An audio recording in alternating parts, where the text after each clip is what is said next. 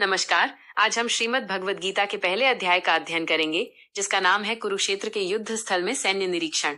धृतराष्ट्र उवाच धर्म क्षेत्रे कुरुक्षेत्रे समवेता युयुत्सवः माम कहा पांडवाश्चैव किम कुर्वत संजय। 1।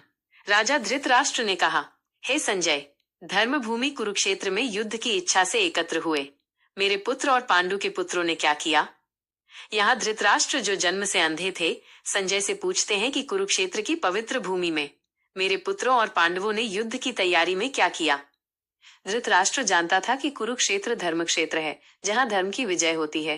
फिर भी उसके मन में संदेह था, कहीं मेरे पुत्र धर्म की शक्ति से हार न जाएं। इस प्रकार गीता की शुरुआत होती है एक गहन प्रश्न से कि धर्म भूमि में खड़े होकर अधर्म कितना टिक सकता है। अध्याय 1 हमें सिखाता है कि जीवन का हर युद्ध केवल शक्ति से नहीं, बल्कि धर्म और सत्य के साथ ही जीता जा सकता है। हरि बोल। जय श्री कृष्ण।